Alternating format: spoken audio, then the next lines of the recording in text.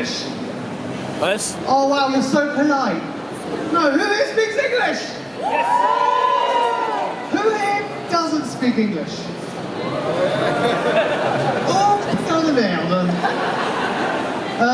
Écoutez, je suis désolé si j'ai dit un gros mot, mais vous avez le mot con là sur le mur, donc je crois que j'ai le droit. Bon, je vais parler, I'm going to speak in French first, and then I'm going to go back to English. Donc, je suis désolé, mais toutes les interviews seront en anglais. Ah, bien. Et je sais pas à quel point je suis fort à traduire tout ce qu'ils vont dire, et j'ai pas envie de perdre le rythme de la conversation. Donc, je vais faire le mieux, mais je suis désolé. Je suis désolé. On va faire semblant de comprendre. Donc si vous ne comprenez pas l'anglais, faites beaucoup de... Les Anglais, ils aiment bien faire... donc s'il y a quelque chose qui s'est bien passé sur scène, vous pouvez faire... Et on va comprendre, on va être amis. Aussi, j'ai besoin d'énergie. Hein. Ce qui est chiant, c'est que personne n'est là. Ils ne sont pas encore arrivés. Donc en ce moment, ils sont là. Ah, vous avez pas vu? Très bien, vous avez des bons yeux. J'ai besoin de beaucoup d'énergie, hein, parce que le bruit, ça se perd dans cette grande salle. Donc j'ai besoin que vous avez de l'énergie. Donc je vais vous couper en deux, ok? Donc ce côté-là, faites ha! Oh!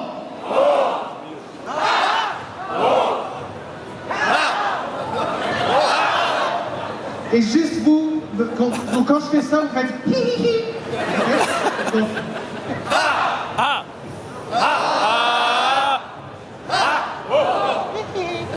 Donc, c'est chiant, il n'a pas de micro.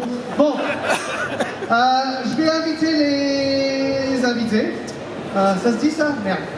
I'm going to now go into English. Okay, so like I said, si vous ne comprenez pas, j'arrive.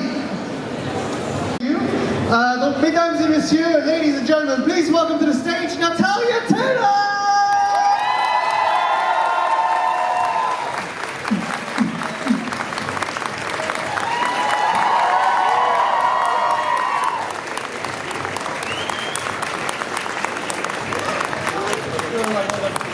Mesdames et messieurs, I met Natalia at Brussels Comic Con 10 years ago.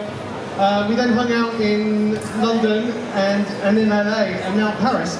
You need a microphone, I'll be right back. Hi everyone. Yeah, you're all doing good? Yeah? Thank you all for coming.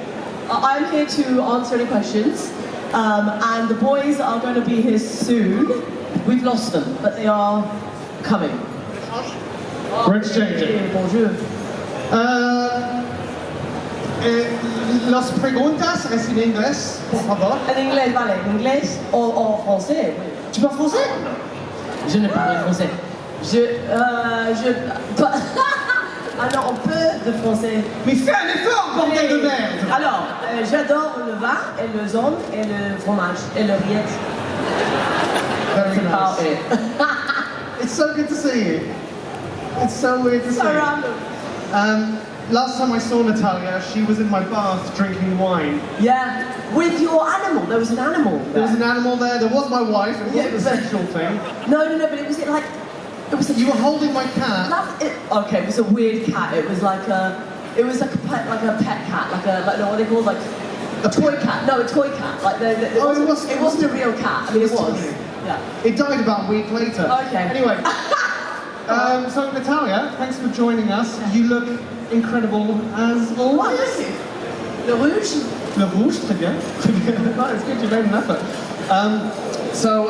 Last time we spoke, we mainly spoke about Harry Potter and Game of Thrones success. And since then, I've seen you in little things. And then suddenly, I was watching John Wick 4, and your face popped up. No, I had to learn Russian, which was pretty hard, but it was very fun. And it was in the pandemic, so it was so amazing to be able to travel. Like, I got to go to Berlin. After we were all just locked down, it's like, no, I'm going to go to Berlin. It was great. Have you guys been to Berlin? Who here's been to Berlin? Anyone? It's such a banging city. It's so great. Je vais faire un petit peu de traduction, so I'm going to have to translate a little bit. So, un petit peu de traduction. Après la pandémie, elle était très excitée de pouvoir faire le rôle de John Wick 4. Which happened in here, right? Oh, he sort of travelled everywhere, didn't he, John Wick? Killing people. Now, I'm going to ask you, the two boys still aren't here, I think. Are they here? So I'm going to ask you a question about John Wick 4. Go on. Oh, they are here. Ladies and gentlemen, please welcome to the stage Alfie Allen and Finn Jones! Hi, gents. Hello. Nice to meet you. Hi, nice to meet you. And we met briefly at Hayden. Hello, Finn. Hey, everyone. So, we're we're talking about John Wick 4, and but we'll circle You back. was also John Wick. I was also you were the catalyst. I killed the dog. Yes, I did. And The it wouldn't be John Wick if I hadn't killed the dog. Right. So thanks to you, we have quite a beautiful franchise. Yeah, baby. But what we'll do, we'll circle back to John Wick, and we'll actually start with Game of Thrones. So welcome. Welcome to the stage, I suppose. Thank you. Donc, on va parler de John Wick après, mais d'abord on va faire le trône de fer. So, I just want to ask, how challenging has it been to come from such a successful show to then try and find your place back into the cinematic or TV universe? Back into society. Yeah, it's always a great thing to be involved in such a kind of cultural phenomenon, and to be able to go and work on other projects and even kind of have just a kind of adoration for people that are so emotionally invested in the show. You know, I was loads of TV shows like The Wire. I remember meeting characters from The Wire when I was a kid, and just completely loved it. So yeah, it's nice. It just gives me opportunities to be able to go and play different parts, and then sometimes play parts in the same kind of vein. But at the end of the day, I'm just very grateful, extremely grateful. What I'm going to do is I've written a few questions because I get quite distracted, and then I'm going to translate it in French. Don't worry, you don't have to speak French, okay? So my first question is to you, Alfie. How has playing a character with such complex moral ambiguity influenced your perspective on human nature, on the perspective of good and evil? Wow. Okay, donc la A question... thesis. I want a thesis. You've got time to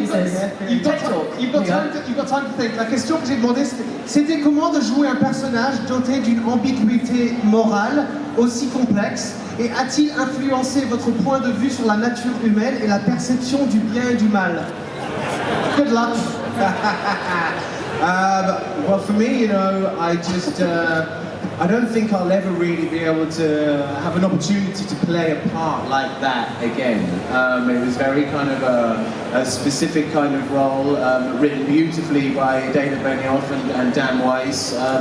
So for me, I was just happy to be able to have the opportunity to play a part that really questioned people's, like we're saying, morals, I think you had one of the most challenging arcs, and you had to play multiple characters because you became Greek as well. Yeah, it was, kind of, I guess, trying to kind of humanize a character that, was kind of deprived of so much of that throughout his journey. And so, yeah, it was without a doubt a kind of collaborative effort of having great people to work with who allowed me to go to those places, and yeah, just a real, a decade of my life, which was great and challenging. And can I ask as well, I believe you auditioned for the role of Jon Snow first. I auditioned for the role of Viserys first,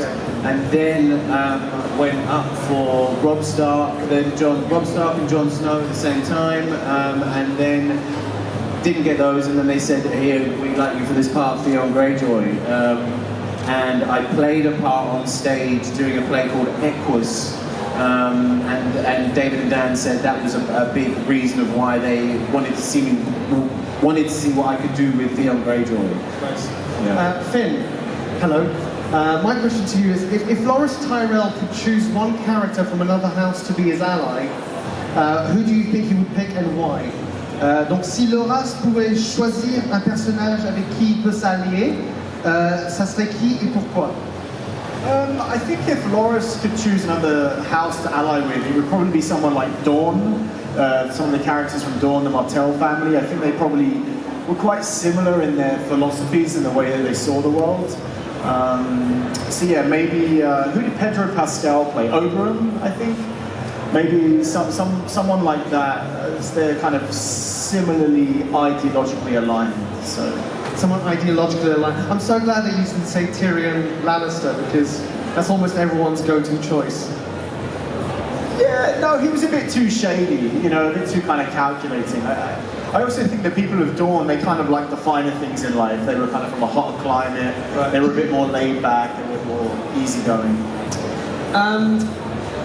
Hello. How did Osha navigate the challenges of loyalty, particularly when your allegiance shifts between different causes throughout the series? That doesn't it? Does it? No, I think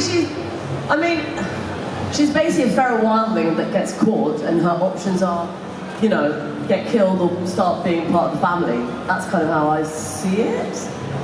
Yeah. So yeah, I don't think that's that hard at all, because it's a very easy choice: death or, you know, friend. What kind of job do you think Osha would have nowadays? Like, if Osha was alive today, what Debt collector? job? A debt collector. Yeah. J'avais demandé quelle sorte de boulot est-ce que Osha aurait aujourd'hui si elle était vivante aujourd'hui. Et elle a dit quelqu'un. Also, debt collector. Debt collector. It's very death or friend, isn't it?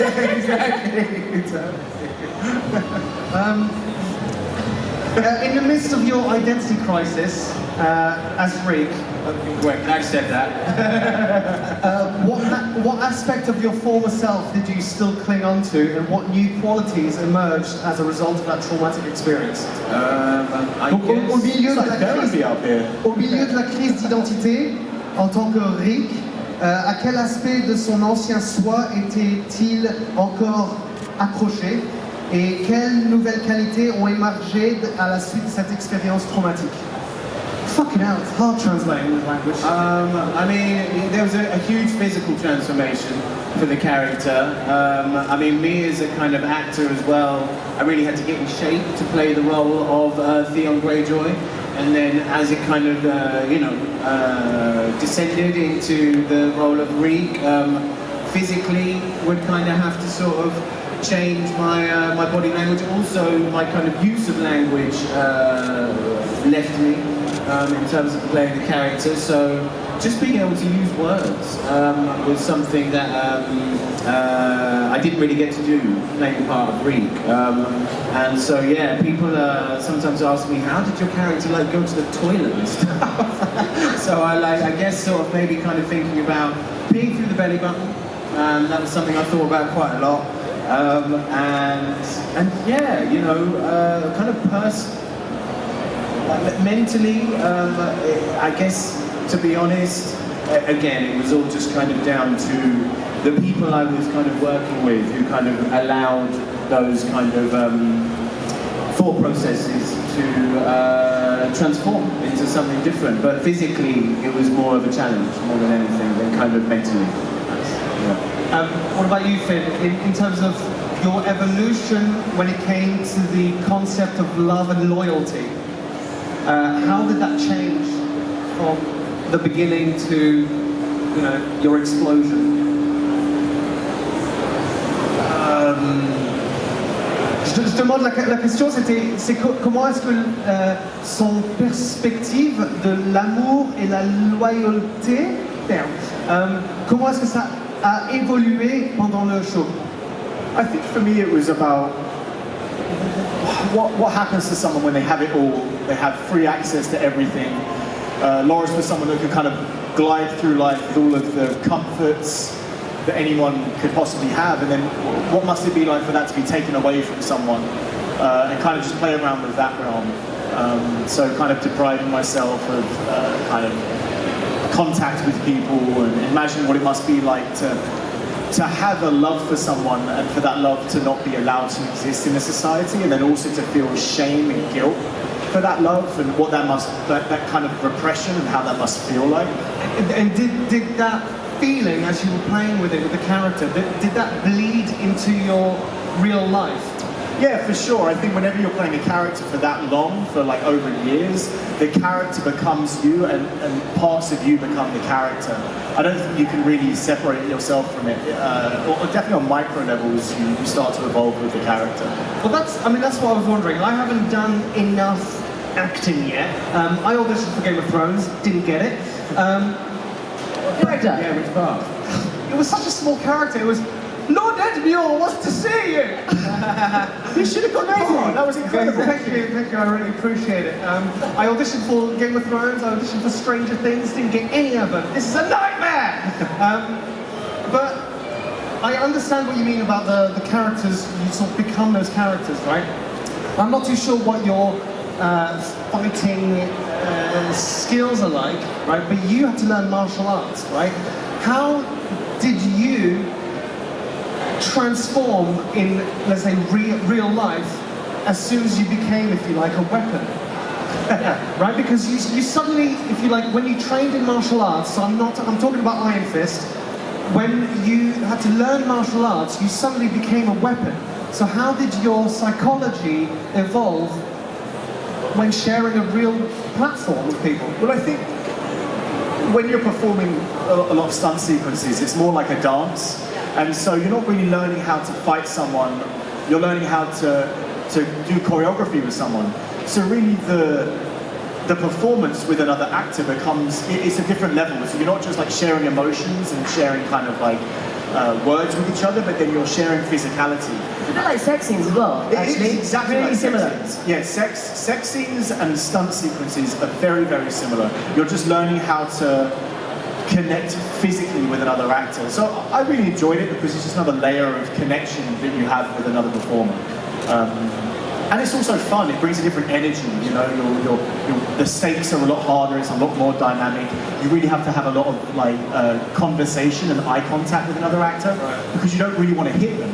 So so you have to like learn how to fight someone but not really fight them. Is it quite comical? Because I'm assuming that some mistakes happen. Like I've been just gently punched in the nose, and it's actually quite comical. When it's on set, when it's in real life, it's sad. I mean, with Rob Stark, it was like, I think my first day filming, and I had to hit him somewhere, I don't know, and I fucked it up, and I hurt him, and it's really, because I was trying to aim for the padding that you had, and I just missed it. It's like, oh, I'm so sorry. It's pretty scary when it happens. Osha was actually, like you said, a wildling. She was unpredictable, potentially a little bit chaotic and grimy. Medieval bag lady. And then when I saw you in John Wick 4, you were this fucking badass. But at the same time, what I saw was vulnerability, right? Because it was like you were the matriarch of this whole group of this family, but suddenly you had to make a really impactful and challenging decision to allow John Wick back into the club, right? And so you had to not lose face. Yeah, exactly. She's still trying to prove herself because she's just got in, and her dad's died. No one's going to be happy when her dad dies. And isn't that community normally a patriarchal? Yeah, exactly. So she has, So how did you play with that vulnerability and yet power? Je parle là du film John Wick 4 et j'ai demandé à propos de son personnage comment est-ce qu'elle a mélangé la vulnérabilité d'être le boss de sa famille, qui normalement c'est juste des hommes, et une férocité et une force. Comment est-ce qu'elle a mélangé les deux en fait? I remember constantly thinking about the fact that my dad had died, and that really helped. And if like, I don't know, it was like, you're vulnerable because you're really upset and you could cry, but then it's like, I blame that man for all of it, or he has to deal with it. So it kind of, holding on to grief helps, if that helps. Yeah, because John Wick had a part to play in his death, right? Yeah, I think it was more like, he wasn't around, and like so it's kind of a whole, she blames him essentially, in her head.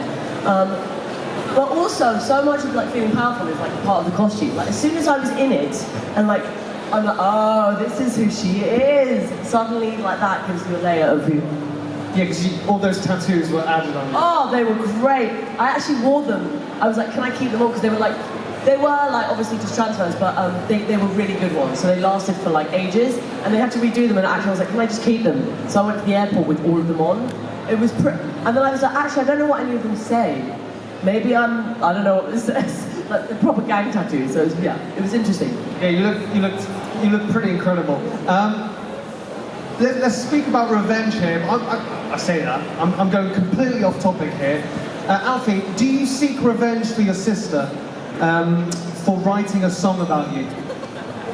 Donc il y a une chanson en Angleterre que la sœur de Alfie a écrit et ça s'appelle Alfie et c'est à propos de lui qui fait rien dans sa chambre en fait. No, not really.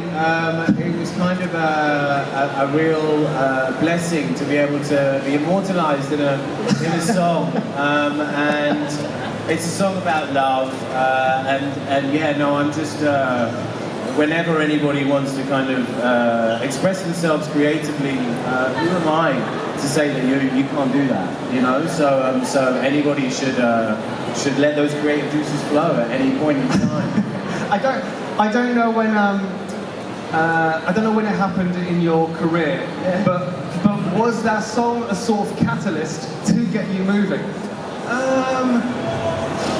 I mean, I wanted to be a snowboard instructor at the time. That's what I was training to be. I was out in Canada teaching kids how to snowboard, and yeah, no, I came back and I got part in a film called Atonement, and did that, and things just kind of kept on rolling from there. Really kept on rolling. See, and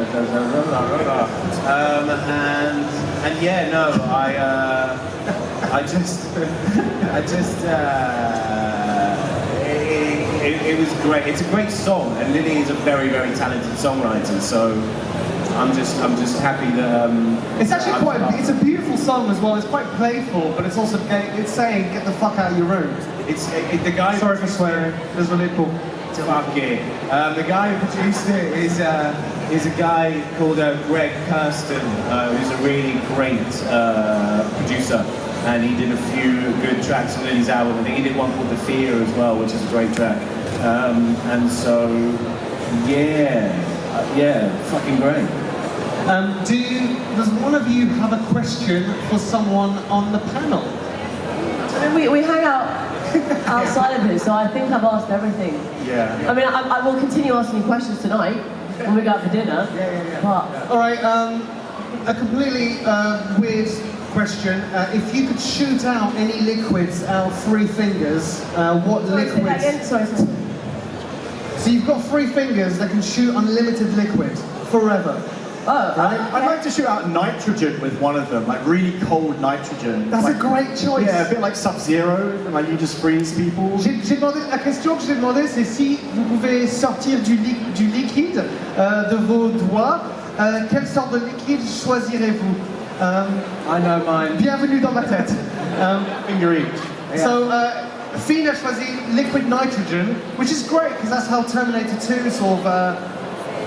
That's the denouement of the Terminator 2. So that's a good one. So you get 3 each. You get 3 each. Okay, cool. Come on, Finny. But you can go one at a time, Alfie. What's your Peppercorn sauce. peppercorn sauce? Nutella. That's a great one. it's not liquid. That's a liquid. According to TSA, that's a liquid. Come on. Du Nutella, un très bon choix, très français aussi. And what else? Peppercorn sauce, Nutella. Oh, mustard. Wow. What a survivalist. Red wine, horchata, and diesel. Great diesel. Great. Someone's thinking. You're welcome. Alfie's clearly still got the weed mind. Just chocolate. Where's chocolate. Where's the M&Ms? Yeah, exactly. Finn, you've got 2 more fingers. Oh wow, yeah. So probably if I've got ice, I'll probably take fire as well. So maybe like molten lava with the other finger. That's a great choice. And then I guess what's on the theme, maybe air as well, maybe oxygen. So I'll have like the 3 is elements. that liquid? Can you get liquid oxygen? That's water, isn't it? Oh yeah, water. Okay, Water. yeah, water. All right, water's a good one. Est-ce qu'il y a une question du public? Is there a question from the public? Yeah, allez, viens. Approche-moi vite. Vite, mademoiselle, vite. Hi, I just wanted to know your personal opinion on the series finale. Oh. And your opinion on the fact that Bran ended up on the throne. I personally thought I thought narratively it was really good. I thought where they took the story was really fantastic. I wish it would have taken another season to get there. It did feel like it was a little bit too short, but I thought where they got to was really cool and interesting. I just would like to see it fleshed out. Much in the same vein, my answer. I thought it was great, and then it felt a little bit rushed towards the end. At the time, I was so kind of in the throes of Game of Thrones finishing. I was just kind of like, wow, this is incredible. But looking back on it, seeing people's kind of issues with it, I would agree. Yeah, it was pretty abrupt. Yeah, I love the first 4 episodes of the last season, and then the last 4 for me didn't work. Yeah. I don't know what happened. I died. They all went downhill after you died. And by the way, you died in the most Shakespearean way ever. Where's Hamlet? Because it was really beautiful. I think How did you die? How did I die? I don't remember. you saved Bran. Saved Bran. Yes.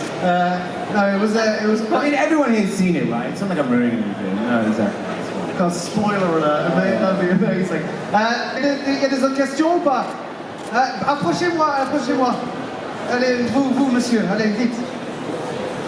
And speak with the French accent. I will. Each of you, which is your favorite season as an actor and as a spectator?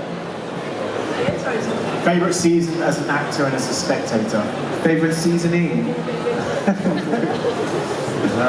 Favorite season as an actor and a spectator. Favorite season for me, it's got to be the first season, without a doubt. The origins of it all, it's great. And just, I guess, as a new viewer watching Thrones, there's so many characters in it, you don't quite know who anyone is yet. So it's just you're just taken in by these kind of cliffhangers, one after the other. So, and that's all completely new experience. So, and as an actor, I would say probably season 3. Probably season 3. Yeah, for me, because I got to do all that crazy shit. I really like season 4, I think. I think that was the season where Joffrey died, and it just felt like the show had really come into itself at that point. I think it was the maturest season out of all of them. Yeah. I can't remember seasons, but I think my favourite scene to watch was the battle. What season was that? Oh, Battle of the I loved that battle. Yeah, around there. It all kind of blurs. I don't think it's 5. I think it was 5. The Battle of the Bastards did something that TV hadn't done in a while, which made us feel like we were at the cinema in our house. Yeah, it was really, really good. That whole season, I think, was great, whichever that was in. And also just because I think we all love to watch evil characters, right? As in, like, we're going to wrap it up, but like, oh, I thought you were like, wrap it up, Eric. I was like, all right, fuck off then. I was like, don't worry later. But we all love watching evil characters, especially because I think there's a symbiotic relationship between good and evil, right? And when Bolton comes along and he is so beautifully maniacal, and you know he does that bow and arrow, I think that it hurts. It feels like it hurts us. What part of you brings you joy as an actor in relation to your audience? So what I mean by that is, like, when you're acting, is there a part of you that goes, oh, the audience is going to like this? Maybe in theatre, but a film is different. Yeah, no, I'd agree, yeah. I mean, in theatre, I like it more when you just get that one person that laughs, or that one person that gasps, rather than getting a whole reaction from everyone. It's like when you've got that one person out there that it reaches, then that's great. Immediate feedback. But I think that if you're doing it on set, on a film set, or a TV set, if you're thinking about those kind of things, then it depends on how you work. But for me, I wouldn't think I'm in the right place mentally if I do something and then immediately I'm, oh, I hope someone likes that. It's like, just try and change it up every time. I think it's predictable what you know. The thing that really lands when you're on set is if you get that feeling right. If you have a moment in a scene with another character and it feels super real. And you kind of leave your body and you're just like so present that you're not thinking about anything else other than what you're meant to be doing in that moment. When you nail something like that, I feel like that's when you feel like you've done a good job. It's like, oh, okay, cool. Yeah. I wasn't even thinking about the cameras. I was just there in that moment. And usually that translates to the screen. Do you feel like when those experiences are almost out of body, right? It's like people would call it like a state of flow. Yeah. Where suddenly you are outside of yourself and you experience consciousness as it's meant to be experienced. Yeah, totally. Yeah, It's very annoying when you have those moments and the camera's not on you. or you do it and then they say this. That happens a lot, and you're giving the how do you say it in English? Like you're But that's often the way because you're not thinking about it as much, right? Exactly, yeah. Et après vous, mademoiselle, aussi approchez-vous. Right, so I have a question more about the cancelled Coldplay musical that Alfie, I'm pretty sure you were part of a little bit.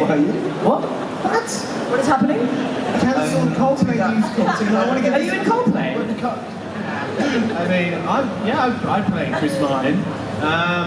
Cancelled Coldplay musical. I don't know anything about that. Yeah, where did you get this from? I saw a video on YouTube and it's just Coldplay organising this thing. Oh, like that was loads of cast members. Wasn't that like the Saturday Night Live movie? Yes, I think so, something like that. I've never been on Saturday Night Live. It wasn't Saturday Night Live, but it was some kind of TV show. I cannot remember. It was hilarious. Do you mean the Red Nose Day thing? that's it, Yes, that's the one, that. And was that meant to lead into kind of a Coldplay musical or something? Well, the joke around it was they were going to create a musical and it got cancelled. Right. Yeah. No, it was a great day. It was amazing. It was amazing being in the studio with Coldplay, and then obviously the drummer from Coldplay was actually in the third season in the Red Wedding of Game of Thrones. And so yeah, it was great. We had Richard Curtis there who was doing it, and we just had a lot of fun. Yeah, that was great. Yeah, it was funny. It was good. It was good. Thank you. Yeah, next time. Amazing.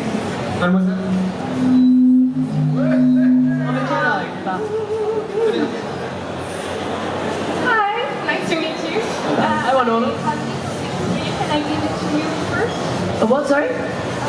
Right. Oh, thank you. Hey, Christmas is my dad for you. Oh, thank you. Do we get one each? Yeah. Oh, I'll take the pink one. My dad made the. Oh wait, this is yours. This is Tom's. Wait, sorry. Oh, great. Thank you. These are. Did you make these yourself? Yeah, I made the Loras and the Jones one, and my dad made the younger one. Oh, thank you. Yeah. Thanks, Dad. Thank you.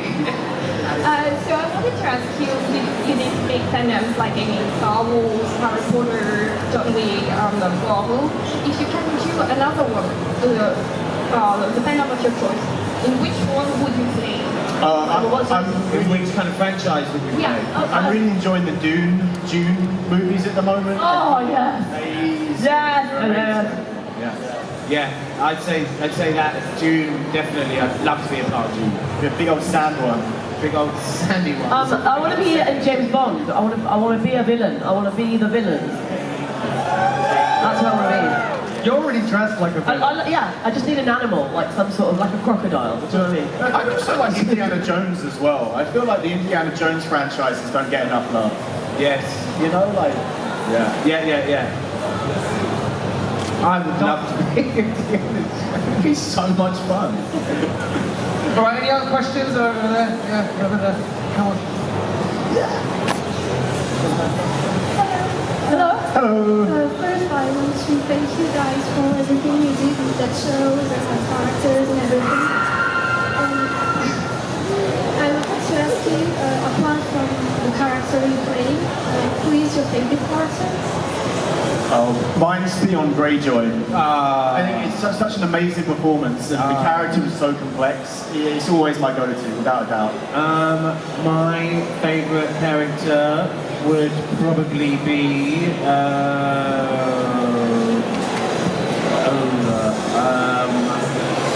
the Hound. Oh yeah. Like the Hound. Yeah, Hound. Cool. For me, Brienne, Gwen. yeah. I think she's great. Such a powerful feminist fucking character. Her. D'autres questions? Mademoiselle? Hello, this is a question for Natalia. Hello. Hello. When will you play in France with your band? That is a very, Please. very good question. Lawrence, I don't know, hopefully, I mean, it's just now so much harder, especially after Brexit, doing Europe as a band. You kind of need a proper tour, because otherwise it's not worth it anymore for one show, so it's so much harder now. I'm trying to get gigs in Spain, which should be easy, but it's still hard. Natalia's in a band called Molotov Jukebox, correct? Yes. I believe Finn was in a band called The Scheme. No. You weren't? I was in a band a long time ago when I was in college. You play guitar? No, I was the singer. But the internet is full of lies! Yeah, you can't trust the internet. But this was like back in sixth form. Like I was baby. Still counts, man. Yeah, it was fun. It still counts. What was like one of the songs that you wrote?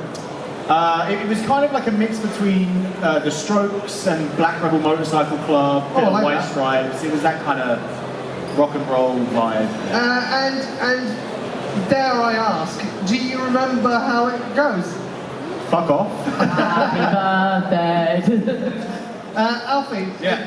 are you also musically talented? Yeah. I love singing. I have a few songs on Spotify from a movie I did ages ago called, the song is called Daymaking Girl, and then another one's called Blow Like the Wind for Y'all. I love singing.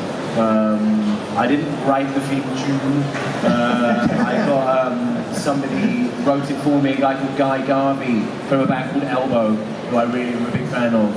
And so, yes, I love my music. I'm a big fan of music. I use it a lot when I'm acting to build stuff around the character.